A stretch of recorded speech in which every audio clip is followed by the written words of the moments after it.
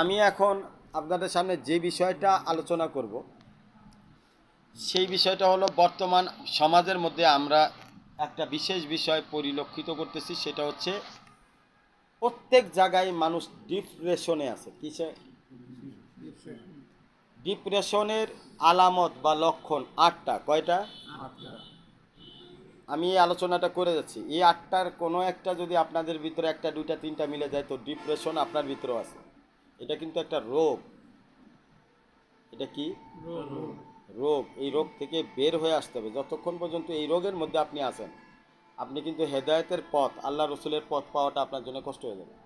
এই পথে চলাটাও আপনার জন্য কষ্ট হবে। 1 নম্বর লক্ষণ হচ্ছে কোনো কাজে মন বসে না। এটা কেমন? মনে করেন আপনার একটা কাজ করতে যেতেছেন, কিছুক্ষণ করার পরে আর ওই কাজে আপনার মন বসবে না। মানে আপনাকে যে কাজেই দেওয়া হোক, এটা মানে কম্পালসারি, মানে যে কোনো কাজই আপনি বেশিক্ষণ ওই জায়গায় টিকতে পারতেছেন না, মনই বসে না। সেটা দোকানদারি ব্যবসা হোক, চাকরি হোক, বাবা মার কোনো খেদমত হোক, আল্লাহ আল্লাহদের সোহবত হোক, অথবা কোনো নামাজ রোজা হজ জাকাত হোক, মানে আপনার মন কেমন যেন এটা উড়ু উড়ু ভাব, ছটপট ছটপট, মানে আপনার কোনো জায়গায় আপনি স্থির না আর কি, অস্থির ভিতর থেকে কোনো জায়গায় আপনার মন বসতেছে না। এটা ডিপ্রেশন হওয়ার প্রথম আলামত। আপনার ডিপ্রেশনের রোগ হচ্ছে, মনে রাখতে হবে, শুরু হয়ে গেছে। এটা যদি হয় তাহলে আপনার ডিপ্রেশন, এই রোগটার লক্ষণ পাওয়া গেছে, শুরু হয়ে গেছে। 2 নম্বর, শরীর এবং মন দুই রকম হবে। শরীর চাবে একটা, মন চাবে আরেকটা। মন টানবে একদিকে, শরীর টানবে আরেক দিকে। শরীর আর মনের ভিতরে মিলন হবে না, মানে সম্পর্কটা এক হবে না। আর এটা না হওয়ার কারণেই কাজের মধ্যে মন বসে না। 3 নম্বর, দেহ অনর অথর নিস্তব্ধ হয়ে যায়। মাঝে মাঝে দেহ এমন হবে যে আপনার 3 জনে ঠেলে অফিসেন থেকে উঠাইতে পারতেছে না। রাতকে রাত আপনি ঘুমাই কাটাইতেছেন, দিনকে দিন ঘুমাই কাটাইতেছেন, আপনার মনে চায় না কিছু করতে, বিছানা থেকে উঠতে মন চায় না। কারোর জন্য একটা গ্লাস পানি আইনা দিবেন, বাবা মা বলতেছে বাবা উঠ, এক গ্লাস পানি খা, শরবত বানায় নিয়ে আসছে, দুধ বানায় নিয়ে আসছে খাওয়ার জন্য, খাবারের প্রতিও তার কি নাই, রুচি নাই। শরীর বিছানা থেকে উঠতেছে না। এটা 3য় লক্ষণ। 4র্থ নম্বর লক্ষণ হচ্ছে মানসিক শক্তি হারায় ফেলে। কি বলে? মানসিক যে একটা স্ট্রেংথ আছে, স্ট্রেংথ, এটা ভেঙে যায়, টুকরা হয়ে যায়। মানে সে মানে যে কোনো কাজের জন্য যে একটা শক্তি লাগে না, যে কোনো কাজ করার জন্য, এই শক্তিটা তার আস্তে আস্তে কিন্তু নষ্ট হয়ে যায়, নিচের দিকে ডাউন হয়ে আসে। সে মনে করে আমার শরীর মনে হয় দুর্বল হয়ে যেতেছে। আসলে দুর্বল কিছুই না। সে মনে করে যে আমার লো প্রেশার হয়ে যেতেছে, আমার হাই প্রেশার হয়ে গেছে, অথবা মনে করে যে আমার কোনো একটা হয়ে গেছে ডিজিজ, অথচ এটা মানসিক রোগ। তার মানসিক শক্তি কী হয়ে গেছে? খর্ব হয়ে গেছে। 3 নম্বর, সে নিরাশ হয়ে যায়। আল্লাহ বলছে লা তাকনা তুমি রহমাতিল্লাহ, আমার রহমত থেকে নিরাশ হয় না, কিন্তু সে নিরাশ হয়ে যায়। কোনো জায়গায় তার আশা থাকে না। তার স্ত্রীর কাছ থেকে তার কোনো আশা নাই, বাপ মার কাছ থেকে আশা নাই, জীবন থেকে কোনো আশা নাই। সে যে কোন পথে চলতেছে, তারা যদি জিজ্ঞাসা করা হয় দোস্ত তোমার আশা কি, তুমি এই পথে চলতেছো কেন, সে বলবে জানি না। সে বলতেছে কি হবে জানি না। এলোমেলো জীবন, মানে কখন কোথায় কিভাবে যাচ্ছে, কখন কোন পেশায় সে তার জীবনকে কাটাচ্ছে, কোনো কিছুই তার ভিতরে কি নাই, তার মানে মনের ভিতরে নাই। যে কোনো সময় যে কোনো মানে পরিস্থিতিতে যে যেদিকে ডাক দিতেছে, তার চলাফেরাটা এমন, সে সেই দিকেই দৌড়াচ্ছে।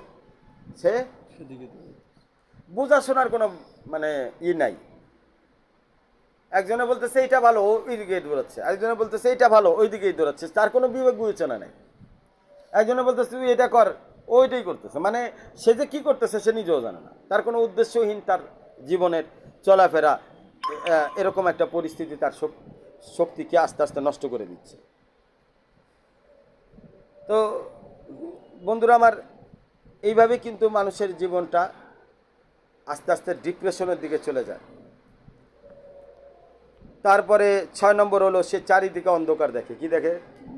সে নিজে নিজেই ভাবতে থাকে আমার জীবনে মনে হয় কিছুই হবে না, আমার জীবনে মনে হয় কিছু, আমার দ্বারা মনে হয় কিছুই হবে না, আমি আর সব শেষ।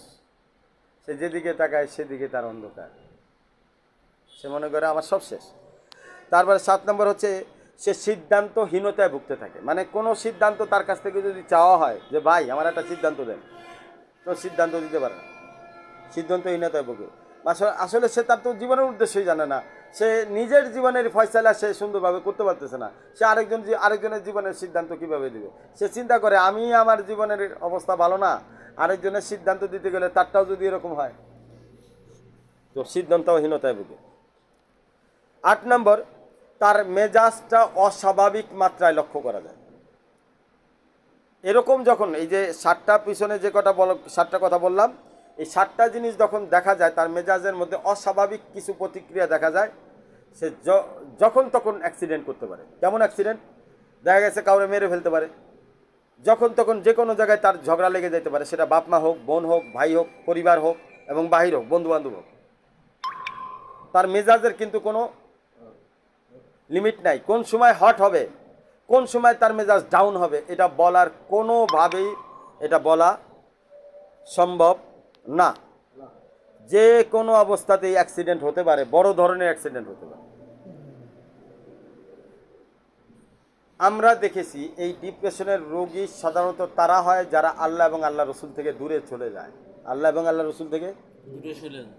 যত দূরত্ব আল্লাহ এবং আল্লাহ রসুল থেকে, আল্লাহ ওয়ালাদের থেকে, দিন থেকে, কোরআন থেকে, হাদিস থেকে, নামাজ থেকে, রোজা থেকে, জিকির থেকে, আমল থেকে যত দূরত্ব, ওই দূরত্বর পরিমাপ অনুযায়ী তার মধ্যে ডিপ্রেশন থাকে। যত সে আল্লাহ আল্লাহ রসুলের নিকটবর্তী হয় তার ডিপ্রেশন কমতে থাকে। কেন? কারণ তার মনের মালিককে আল্লাহ, তার দেমাগের মালিককে আল্লাহ, তার শরীরের মালিকটাকে আল্লাহ। আল্লাহই জানে যে এই বান্দাকে কিভাবে চললে তার জন্য রাস্তা সহজ হবে, তার জন্য জীবন সহজ হবে। যখন সে আল্লাহর দিকে ধাবিত হয় তখন ফেরেশতাদের মাধ্যমে, আল্লাহ পাকের রহমত এবং বরকতের মাধ্যমে তাকে সাহায্য করা হয়। আর যার কারণেই যখন এই পথে বান্দা আসে তখন কিন্তু সে ন্যূনতম হলেও একটা না একটা আশ্রয়। তো বন্ধুরা, আমার যে কথা বলতে চাচ্ছিলাম যে দিনের পথে ন্যূনতম হলেও তার কিন্তু একটা আশ্রয়স্থল সে খুঁজে পায়। কিন্তু কেন পায়? মনটা একটু হলে স্থির হয়। আমরা দেখেছি অনেক সাথীদেরকে যারা নতুন নতুন আসছে অস্থির, কিন্তু কিছুদিন যখন রেগুলার আসছে, প্রতিদিন আসছে, আমাদের আলোচনা শুনছে, খানকায় রেগুলার এসে মেহনত করছে, আস্তে আস্তে তার অন্তরটা কিন্তু স্থির হচ্ছে, তার চিন্তা ভাবনা পরিবর্তন হয়েছে, মেজাজের মধ্যে নম্রতা আসছে, মনের মধ্যে শান্তি ফিরে পাইছে। এটা কিন্তু অনেক বড় দৌলত, এটা স্বাভাবিক না। আপনি দিন সাইরা দেখেন, আল্লাহ রসুলের পথ থেকে সইরা দেখেন, জীবনটা আসলেই আগুনের মতো মনে হবে আপনার কাছে। দামি মোবাইল, দামি ঘর, দামি পরিবার, দামি স্ত্রী, সুন্দরী স্ত্রী, দামি বাবা মা, ধন সম্পদ, সব কিছুর কোনো কিছুর অভাব নাই তার কাছে। তারপরেও আপনার মনে হবে যে আমার কিছুই নাই, মনে হবে। আপনি সরে দেখেন, আমি বললাম এই পথ থেকে আপনি সরেন, আমি 100% বলবো আপনার জীবনটা মনে হবে যে আগুনের দলা হয়ে গেছে। আপনি ফাঁসি এবং লাস্টে আত্মহত্যার পথ খুঁজবেন।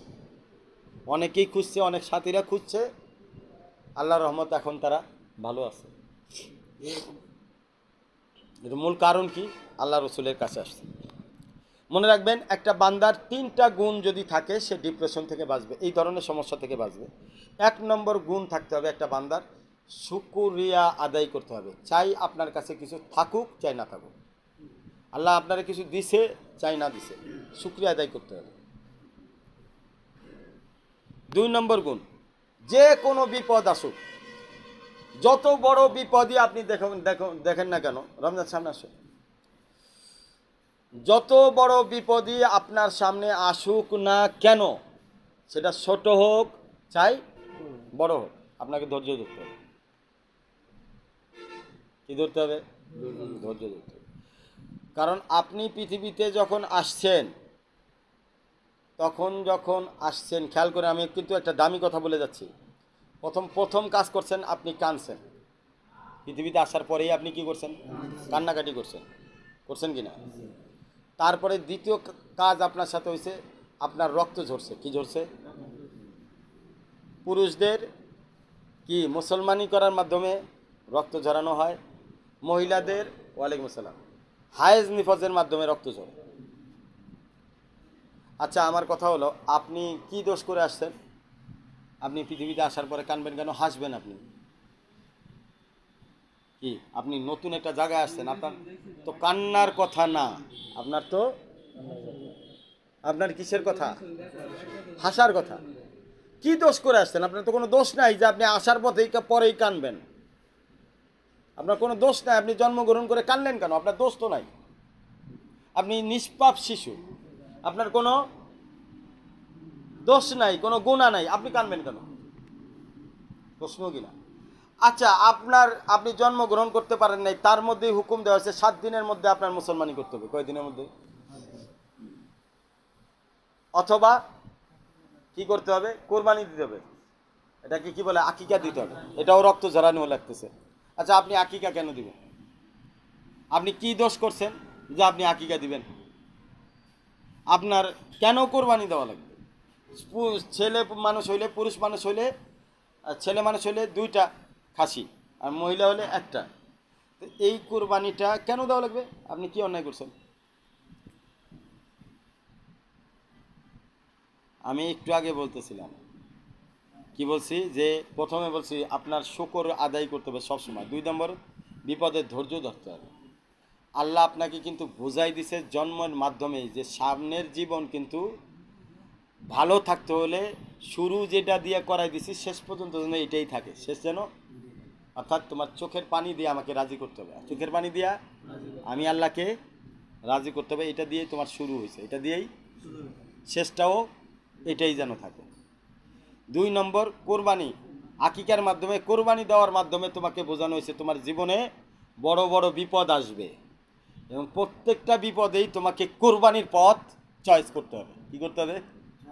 কোরবানির পথ কারা চয়েস করবে? যাদের ধৈর্য আছে। যাদের ধৈর্য নাই তারা কোরবানির পথ চয়েস করবে? বলো, মুসলমানই হয়েছে ধৈর্য ছাড়া কি হয়েছে?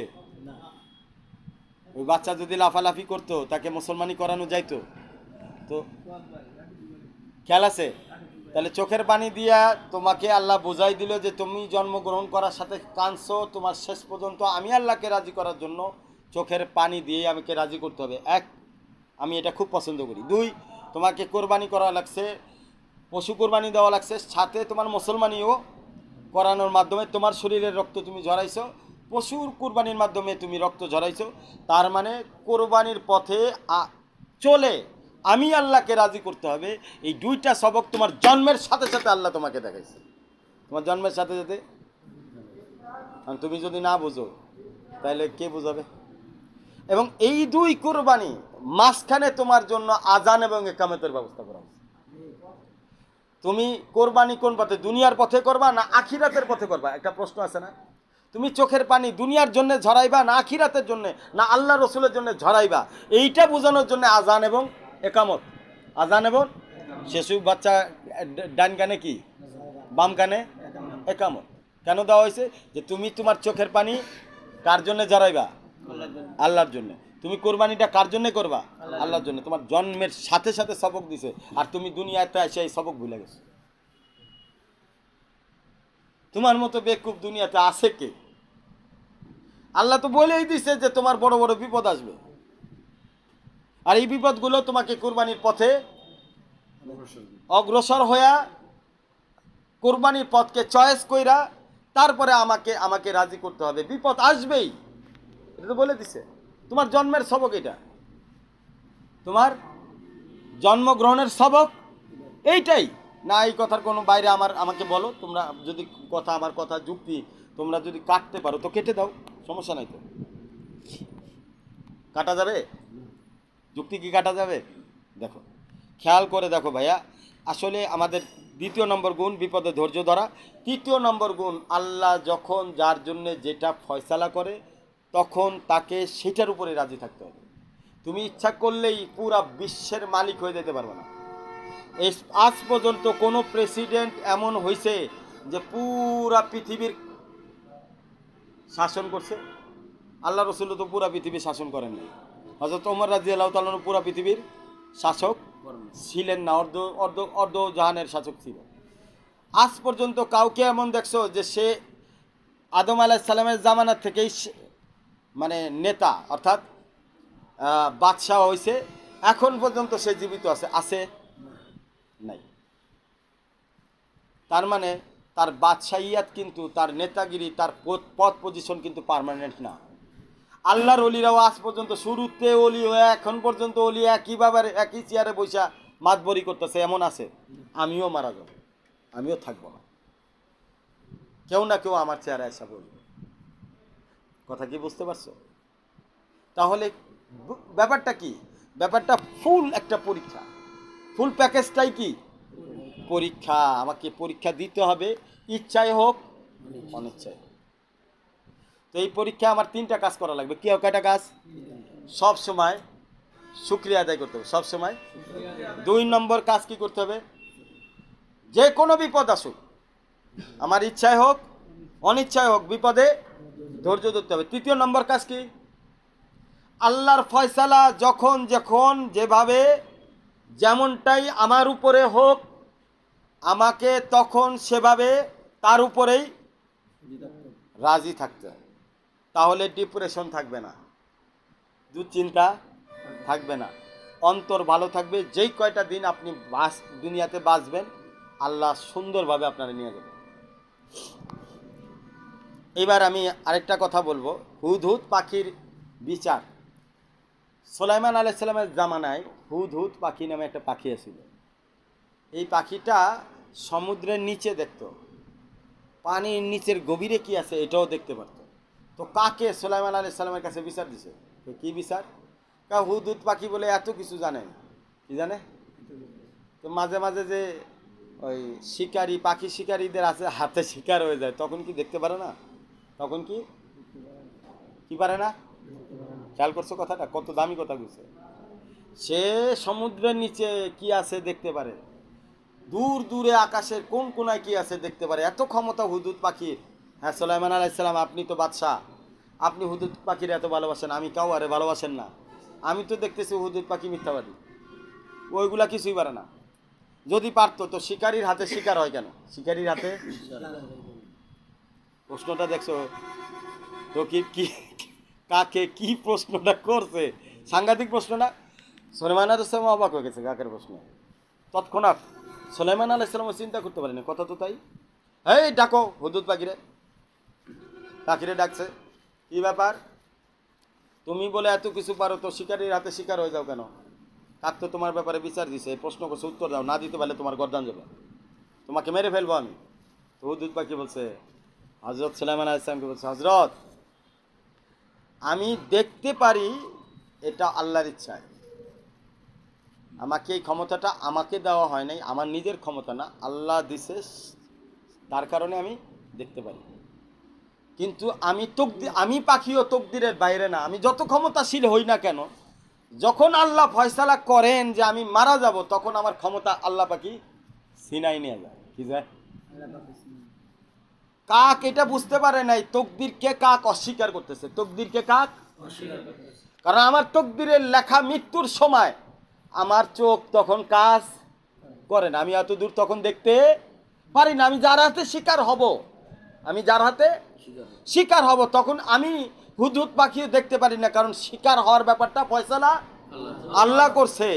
ও তকদিরে তখন আমার মৃত্যু লেখা আছে। আমি যদি তখন দেখি তাহলে তো আর মৃত্যু হইল না, তখন তকদিরের মৃত্যু আমার উপরে পতিত হইল না, তাহলে তো আল্লাহর তকদির বলতে কিছু থাকে না। তো কাক তকদিরকে অস্বীকার করতেছে, এটা কাফের। কাক কি? কাফের।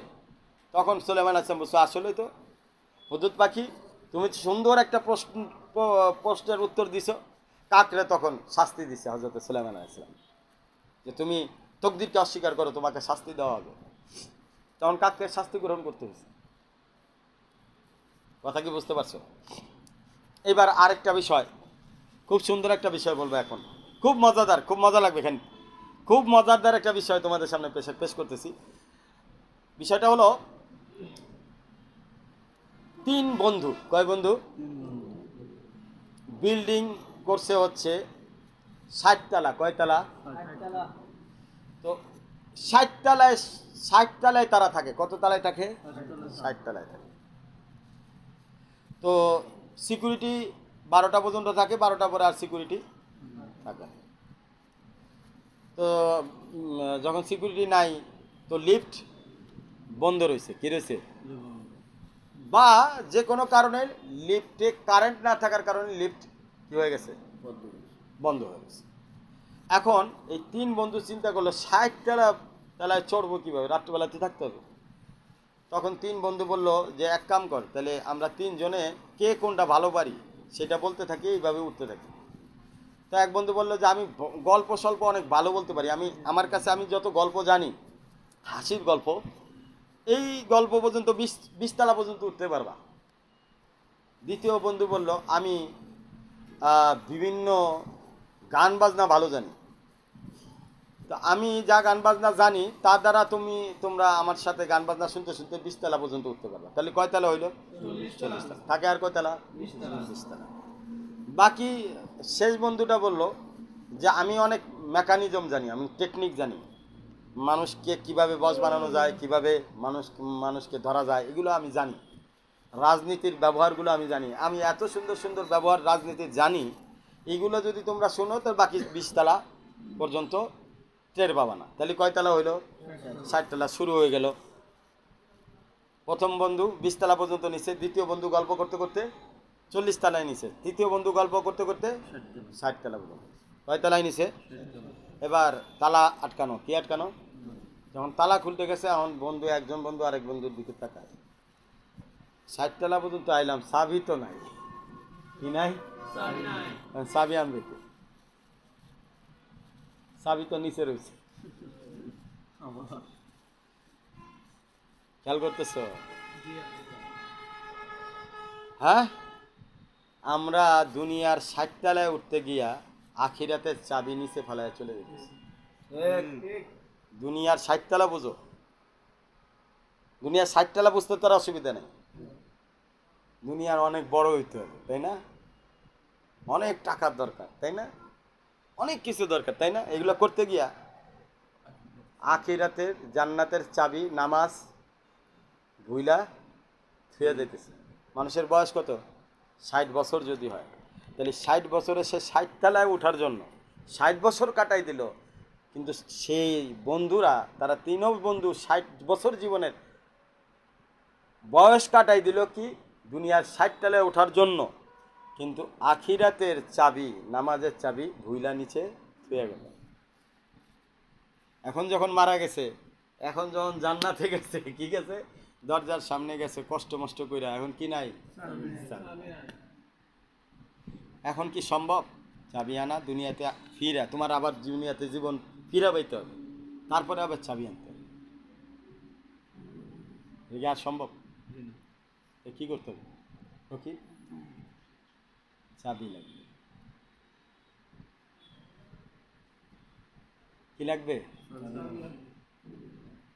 চাবি শুধু নামাজ না, নামাজ জিকির ইবাদত আল্লাহর হুকুম এগুলো কিন্তু জান্নাতের চাবি। জান্নাত কয়টা, 8টা, 8ও জান্নাতের 8 প্রকার চাবি আছে। কয় প্রকার চাবি আছে, একটাও যদি তোমার কাছে না থাকে তাইলে তুমি তো উপায় নাই তো। আর তোমার তো 8ও জান্নাত দিবে না, তোমাকে যে কোনো একটা জান্নাত দিতে পারে, কিন্তু সেই জান্নাতের চাবি যদি ভুলে থুয়ে চলে যাও দুনিয়ার চক্করে পড়া, দুনিয়ার 60 তলায় চড়ার চক্করে, ওই যে একজনে গল্প করতে করতে তোমার 20 বছর পার করে দিছে। মানে কি, আমরা সাধারণত বন্ধু বান্ধবের মহলেই বেশি চলি, কথা ঠিক কিনা, এক বন্ধু আমার দুনিয়ার লোভ ধরাই দিছে, ওর পিছনে 20 বছর শেষ। তোমাকে কি করতে হবে, সার্টিফিকেট অর্জন করতে হবে, কি করতে হবে, সার্টিফিকেটের দাম দেয় কি কয় বছর শেষ। আরেক বন্ধু ধরাই দিছে তোমাকে ব্যবসা বাণিজ্য চাকরি করে টাকা কামাই করতে হবে, বিয়ে করে সন্তান প্রোডাকশন দিতে হবে, প্রোডাকশন দিয়ে ইডরে মানুষ করতে হবে। এখন ওই বন্ধুর পরামর্শে তোমার বাকি 20 বছর শেষ। এইবার 40 বছর গেছে, বাকি থাকলে হায়াতের কয় বছর, 20 বছর। এইবার আরেক বন্ধু আইছে তোমার রাজনীতির মধ্যে ঢুকাই দিয়া, কিসের মধ্যে, তোমার বাকি 20 বছর শেষ। আমি কিন্তু 3ও কথাই বলে দিচ্ছি, খেয়াল করছে, প্রথমটাও কি বলছিলাম, দ্বিতীয় কি বলছিলাম, তৃতীয় কি বলছি, খেয়াল করছো।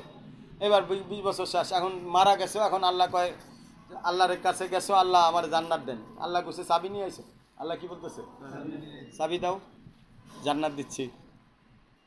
ওহো আল্লাহ, চাবি তো বুইলা থেকে আইছে দুনিয়াতে, চাবি কোথায় কোথায় বলে তুই আইছে দুনিয়া। এটা কেমনে সম্ভব এখন দুনিয়া থেকে সেই চাবি নিয়ে আসা?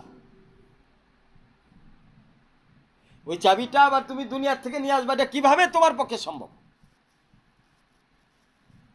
ভাইও আমার কথাগুলো বোঝার চেষ্টা করো।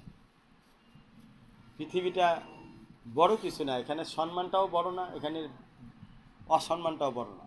ভিক্ষুকের জীবনও যাচ্ছে, চেয়ারম্যান মেম্বারের জীবনে যাইতেছে, সাধারণ মিডিল ক্লাসের যারা আছে তাদের জীবনে যাইতেছে। কিন্তু মূল বিষয় হলো তুমি যেখানে যাবা সেটা চাবিটা জানি তোমার কাছে থাকে।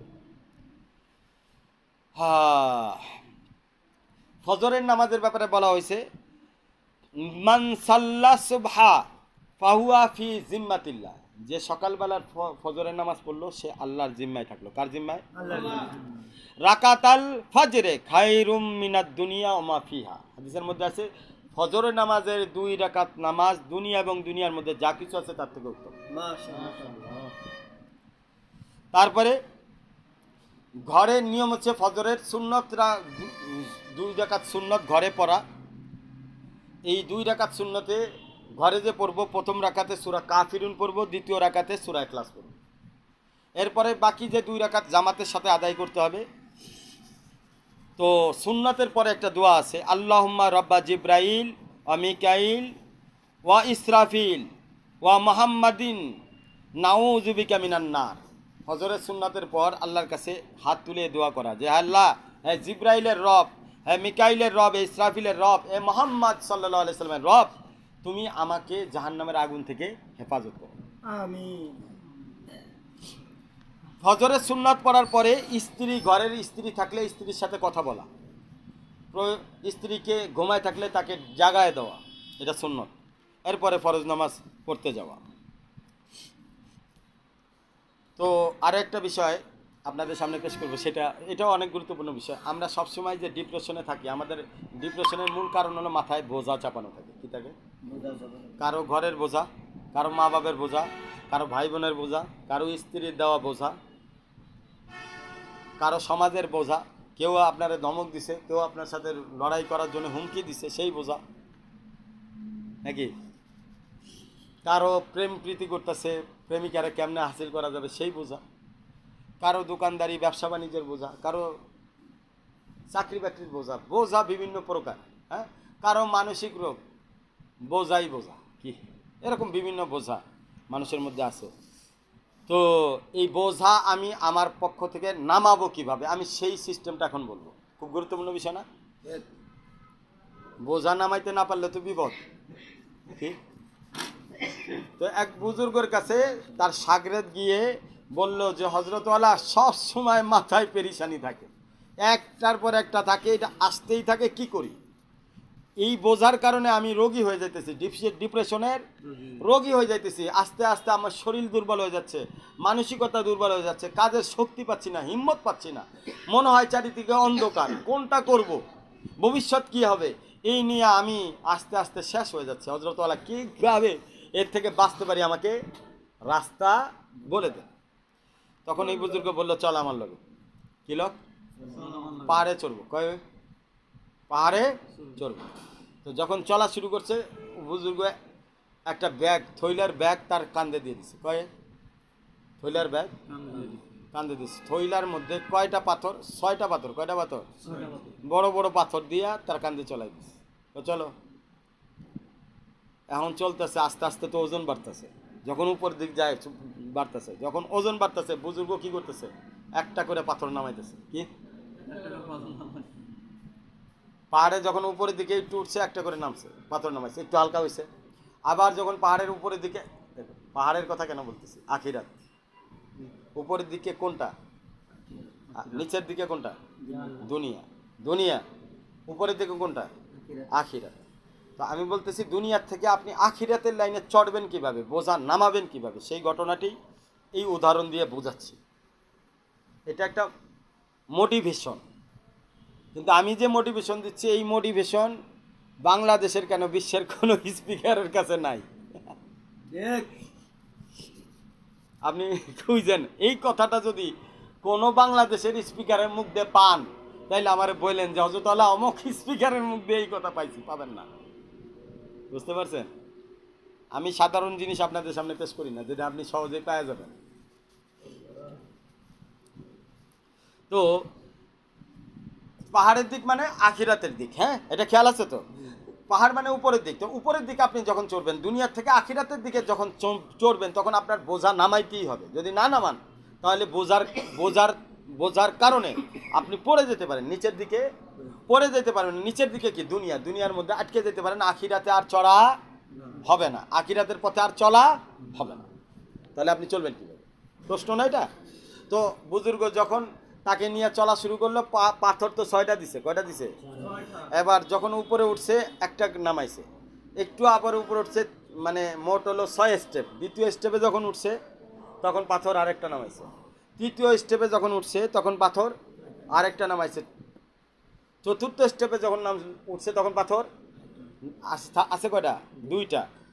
পঞ্চম স্টেপে যখন উঠছে পাথর আরেকটা নামাই দিয়েছে। ষষ্ঠ স্টেপে যখন উঠছে পাথর নাই। এখন বাকি আরো 6টা স্টেপ আছে। কয় স্টেপ আছে? আরো 6 স্টেপ আছে। বাকি 6 স্টেপ পাথর চড়াই সে আরামে উঠে চলে যাচ্ছে। কথাটা কি বুঝছো? তো আপনার আমার জীবনের একটা স্টেপ আছে, স্টেপ। সেই স্টেপটা কোথায় জানেন? একটা হচ্ছে 20 বছরের একটা স্টেপ। প্রথম 10 বছর, দ্বিতীয় 10 বছর, তৃতীয় 10 বছর, চতুর্থ 10 বছর, এইভাবে 10 বছর করে কয় বছর? 60 বছর। কয় বছর? 60 বছরে আমাদেরকে বিভিন্ন ধরনের পেরেশানি, বিভিন্ন ধরনের বোঝা পাথরের মতো আমাদের উপরে চাপাই দেওয়া হয়। পাথরের মতো আমাদের উপরে চাপাই দেওয়া হয়। তো যখন আপনি স্টেপ পার হবেন, কি হবেন? পাথর নামায় ফেলান। কি ফেলান? মনে রাখেন, সময়ের গতির সাথে সাথে আপনার পাথর নামাইতে হবে। যখন যেটা পারবেন না, তখন আর ওইটাকে বোঝা হিসাবে নেওয়া যাবে না। যখনই আপনি বুঝলেন যে আপনি এই পাথরটা বহন আর করতে সক্ষম না, সাথে সাথে নামাই ফেলেন। হোক চাই না হোক, হওয়ার দরকার নাই, পাথর নামান। কথা কি বুঝতে পারতেছো? না নামাইলে তো হবে না। আপনি বুঝতে পারতেছেন হবে না। সময়ের 1 গা, অসময়ের 10 গা। আপনি সময় না করতে পাইরা অসময়ে বুজুর্গদের দিয়ে দোয়া করায় লাভ হবে না। না বুঝেন নাই? যেই সময় যেই পাথর যেই বোঝা নিতে পারেন। এখন বয়স হচ্ছে পড়াশোনার, ঠিক আছে? কথাটা বুঝেন। এখন যদি তুমি ডিগ্রি পাস না করতে পারো, এমএ পাস, বুড়া বয়সে এই পাথরের চাপ নিতে পারবা? নিলে তোমার অন্য জায়গা ঠিক থাকবে? তো কি করতে হবে? বয়সের সাথে সাথে তুমি যখন যেটা নিতে পারবা ওইটা নিবা। না নিতে পারলে যখনই বয়স পার হয়ে গেছে ছেড়ে দাও। কি দাও? পাথর কি বলো? নামায় ফেলো। পাথর সামনে আগায় যাও। কথা কি বুঝতে পারছো? দ্বিতীয় স্টেপে যখন আসলা, সন্তান, এই সময় তোমার উপরে বোঝা আসলো, তুমি খেয়াল করবা তোমার উপরে যেতগুলা বোঝা আছে, এই বোঝার মধ্যে তুমি কোন পাথরের বোঝাটা উঠাইতে পারবা, কোনটা পারবা না। যেটা পারবা উঠাইতে ওটা রাখবা, যেটা পারবা না ওটা ছেড়ে দাও। ওটা কি ব্যাগের থেকে ফেলাই দাও। ব্যাগের থেকে কি পারো? ফেলাই দাও। সামনে আগে বাড়ো। মা বাবা ভাই বোন সবাই, পুরা দুনিয়া মিলে তোমার পাথর দেওয়া শুরু করবো। কি দেওয়া শুরু করবো? পাথর মানে কি? বোঝা দেওয়া শুরু করবো। তুমি কারো কাছেই পরামর্শ নিতে চাও, সেই তোমার একটা বোঝাটা, সেই তোমার আর জন্য একটা বোঝা। কথাটা বুঝো? তুমি বাপমার কাছ থেকে পরামর্শ নিতে যাবা, ভাই বন্ধুর কাছ থেকে পরামর্শ নিতে যাবা, চেয়ারম্যান মেম্বার কাছ থেকে পরামর্শ নিতে যাইবা, যার কাছেই তুমি পরামর্শ নিতে যাও, যার কাছেই যাইবা, সে তোমাকে একটা পাথর তোমার থৈলার ভিতরে, তোমার মাথার ভিতরে চাপায়। তো তুমি এত পাথর যে নিতেছো, চড়বা কিভাবে আখিরাতের লাইনে? তোমাকে বুঝতে হবে তুমি কোন পাথরটা নিতে পারবা, কোনটা পারবা না। যেটা নিতে পারবা ওটা ছেড়ে দাও, যেটা নিতে পারবা ওটা নাও, আর যেটা নিতে পারবা না ওটা কি করো? বোঝা তাড়াতাড়ি ফেলাই দাও, কমাই বাড়াও। যেই জামাটা তুমি ব্যবহার করো না, পুরানো হয়ে গেছে, ওটা মানুষকে দিয়ে দাও। যেই অর্থটা তোমার লাগে না ওইটা তুমি আল্লাহ রাস্তায় দিয়ে দাও।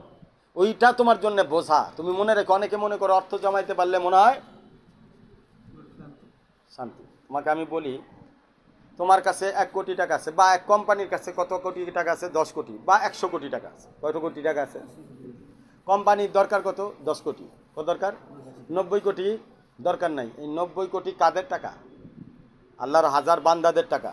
তাহলে এই 90 কোটি টাকা না, 90 কোটি পাথরের বোঝা এই কোম্পানি কি রাখছে? ধইরা রাখছে। কি রাখছে? কোম্পানি পেরেশান হবে না? হবে না? কথা কি বুঝতে পারতেছো? তুমি তোমার প্রয়োজনের বাইরে যেই টাকাটাই তোমার কাছে রাখতেছো সেটা তোমার জন্য বোঝা হবে।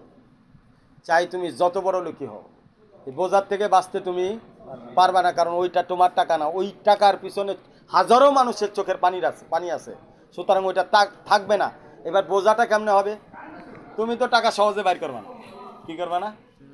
তোমার ছেলে অসুস্থ হয়ে যাবে।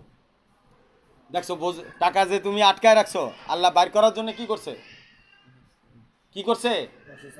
ছেলেরে, বিবিরে জমির মধ্যে মামলা দিয়ে দিছে, জমির মধ্যে তোমার পিছনে পুলিশ লাগাই দিছে। কি দিছে? তোমার পিছনে বিডিআর লাগাই দিছে, তোমার পিছনে দুনিয়ার রাজনৈতিক লোক লাগাই দিছে। কেন লাগাই দিছে? তুমি টাকা ধরে রাখছো যেটা তোমার দরকার নাই, যেটা তোমার দরকার নাই। সুতরাং যদি তুমি বাঁচতে চাও কি করতে হবে? বোঝা তাড়াতাড়ি নামাও, বোঝা নামাও। এই যে দেখো রাকিব, তোমরা বিল্ডিং করছো কয়তলা? 5 তলা। 5 তলা তোমাদের বিল্ডিং কিসের দরকার ছিল? কয়তলা হইলে হইতো?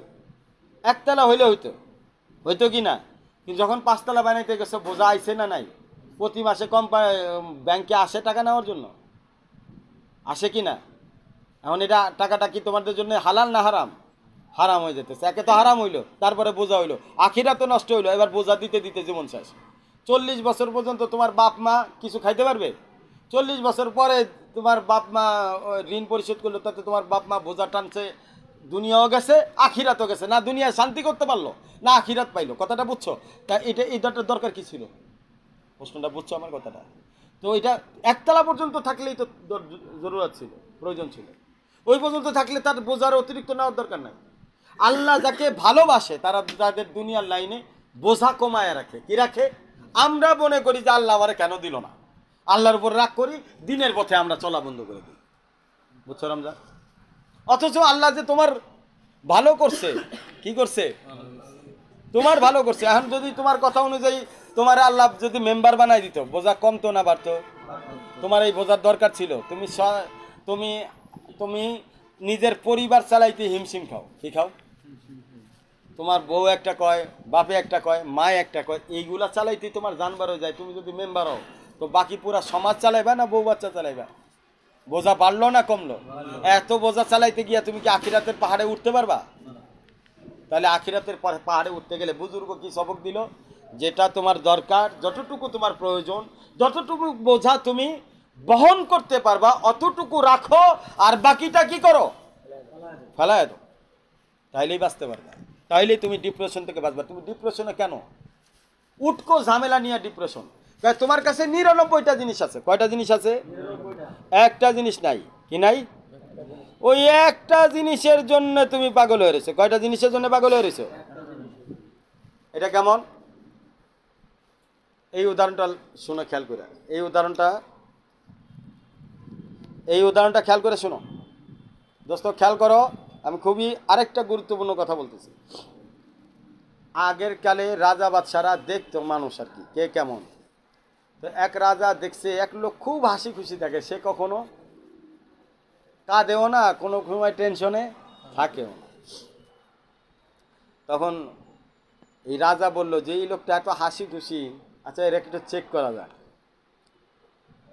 কি করা যাক?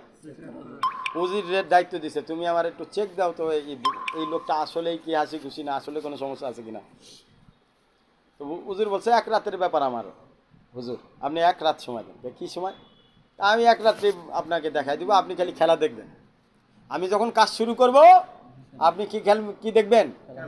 খেয়াল করো, খেলা দেখবেন আমি কি করি। এই লোক করছে কি, একটা থৈলার মধ্যে 100টা আশরাফি রাখছে, দেড়হামের আশরাফি রাখছে। মানে থৈলার উপরে লেখা দিচ্ছে 100 পিস। এইটা ওই যে ব্যক্তি সবসময় হাসি খুশি থাকে তার ঘরের সামনে, দরজার সামনে রেখে দিছে। রাইখা দিয়া থৈলার থেকে খুইলা একটা আশরাফি, কয়টা? একটা আশরাফি দেড়হামের পকেটে রাখছে উজির সাহেব। বাকি 99টা বাইন্দা দিছে, বাইন্দা দিয়ে ওখানে রাখছে। খেয়াল করো, খেয়াল করতেছো?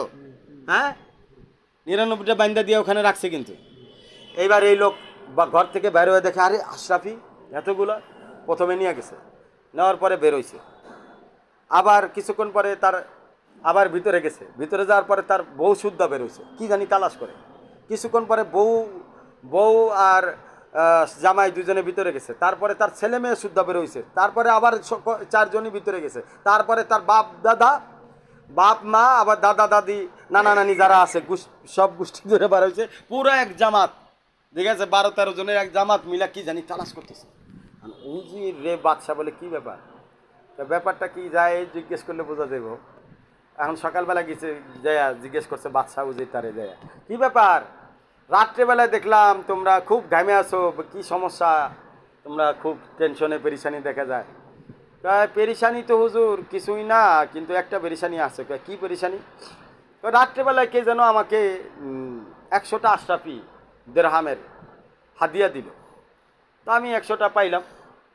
তো ভিতরে যায় গুনা দেখি 99টা, একটা কই। ওই একটা তালাশ করতে করতে সারা রাত পার হয়ে গেছে, পুরো গোষ্ঠী শুদ্ধ পার হয়ে গেছে। তখন বাদশা বলল, তোমার কাছে 99টা আছে, এটা নিয়েই তো খুশি থাকতে পারতাম, তুমি একটার পিছনে সারা রাত তোমার জীবন কষ্ট করে কেন তুমি কাটাই দিলা? দোস্ত, আমাদের কাছে 99টা নিয়ামত থাকে, একটা নিয়ামতের পিছনে কিন্তু আমরা জীবনটা নষ্ট করে ফেলি।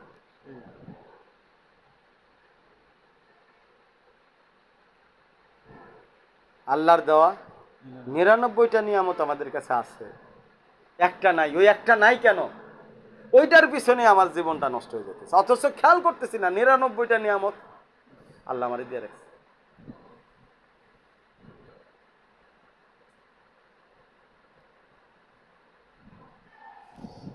কি বলবো দোস্ত, আমি এরপরে কোনো ভাষা আমার নাই। বলো, এরপরে কোনো বয়ান হয়, এরপরে কোনো আলোচনা হয় কেউ, এরপরেও আমার এই আলোচনার পরেও কেউ তোমার আর কোনো আলোচনা কি আছে?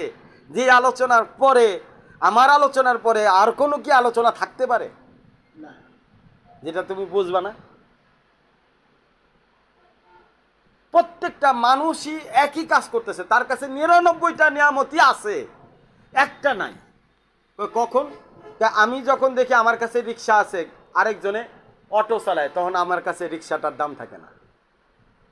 আমার কাছে বিবি আছে, আরেকজনের বিবি সুন্দর, তখন আমার বিবির দাম থাকে না। আমার কাছে বিবির নিয়ামত আছে, কিন্তু একই জিনিস, ওইটাও এইটা, রিক্সা আর অটো একই জিনিস না, দুই ভিন্ন জিনিস। ওইটাও রাস্তায় চলে, এটাও রাস্তায় চলে, হয়তো একটু দেরিতে পৌঁছাবে, ওইটা একটু তাড়াতাড়ি পৌঁছাবে, এই তো।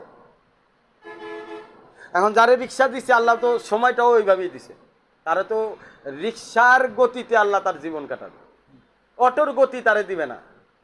যারে প্রাইভেট কার দিছে তার জীবনটা কিন্তু সাংঘাতিক দুর্বিষহ জীবন, তার গতিও প্রাইভেট কারের মতো, তার দৌড়াইতে ওরকম, যার কারণে প্রাইভেট কার তারে দেওয়া হয়েছে।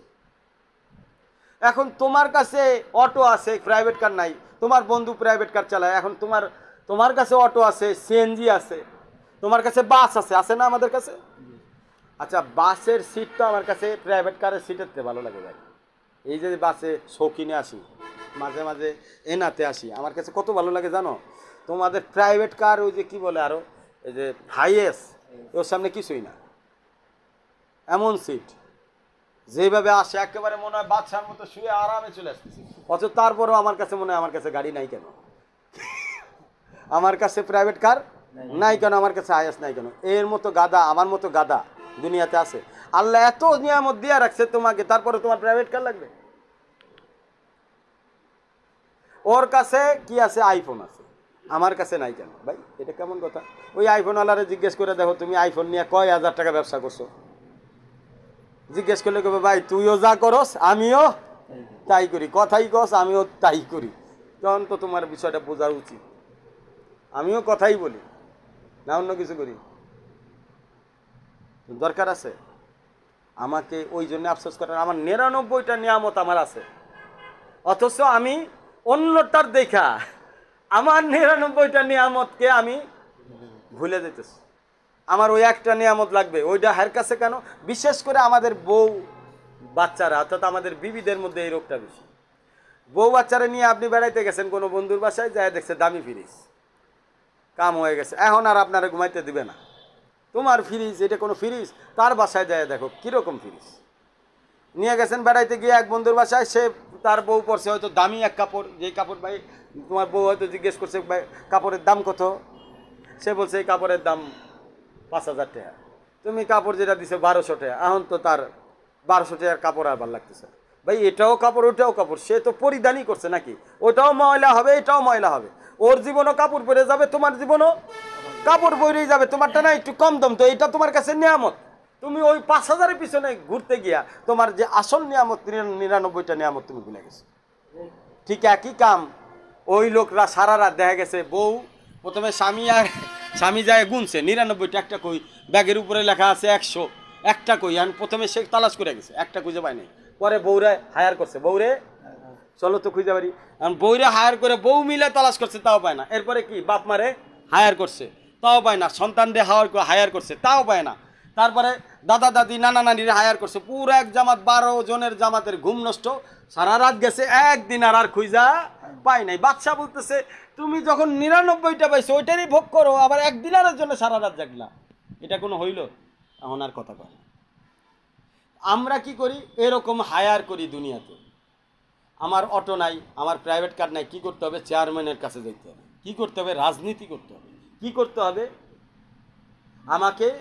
আমাকে ব্যবসা বড় বানাইতে হবে, হারাম খাইতে হবে, ব্যাংক থেকে সুদ নেওয়া লাগবে, লক্ষ লক্ষ টাকা নিয়ে আমাকে প্রাইভেট কার কিনতে হবে।